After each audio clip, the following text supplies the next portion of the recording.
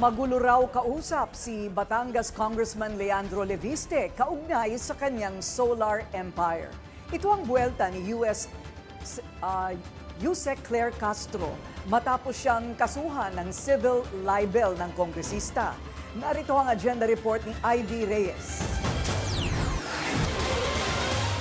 Sa saan tayo ngayon lulugar? Kasi magulo yung kwento ni Congressman Leviste. Sa divest ba o na-close? Isa daw dapat ang kwento rito. Nagtuturo umano si Batangas 1st District Representative Leandro Leviste sa usapin ng 24 billion peso fine ng Solar Philippines, ayon kay Palace Press Officer Claire Castro. Sa kanyang personal vlog, reference ni Yusek Castro ang panayam ni Leviste sa On Point ng Billionaire News Channel kung saan kinumpirma niya na may shares pa siya sa Solar Philippines.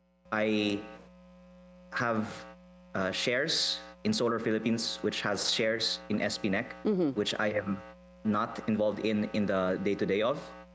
Ayon kay Castro, nang matanong si Leviste kung babayaran ba ng Solar Philippines ang fine, ipinaubaya raw nito sa kumpanya ang pagsagot sa issue.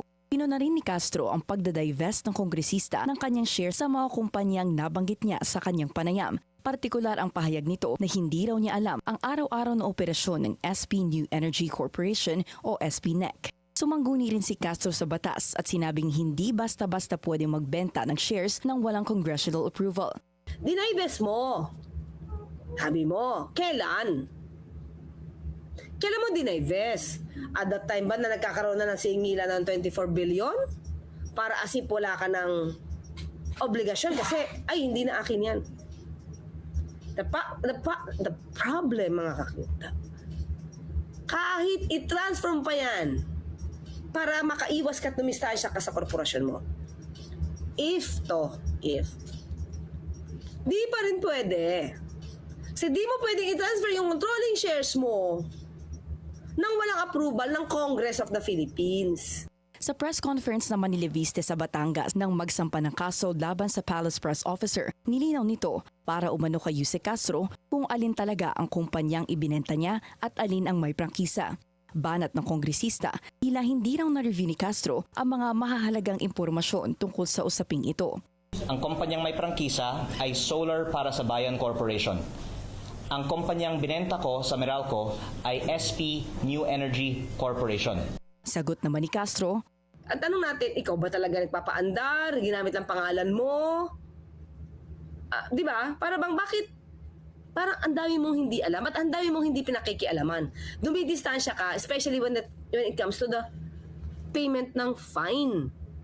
sinubukan nating hinga ng pahayag si Leviste pero hindi pa siya sumasagot sa ating mensahe. Ayon sa kanyang kampo, hindi nila nire-recognize ang anumang pahayag ni Castro alinsunod sa rules ng korte sa pagkukomento habang may pending case. Bukod sa paghimo kay Yusek Castro na sumagot sa korte, tinawag na rant ng Leviste Camp ang vlogs ng Palace Press Officer. Para sa agenda, Ivy Reyes, Billionaire News Channel. Manatiling nakatutok sa Billionaire News Channel. Sumubaybay sa aming social media accounts at mag-subscribe sa aming YouTube channel para sa mga bago at eksklusibong balita.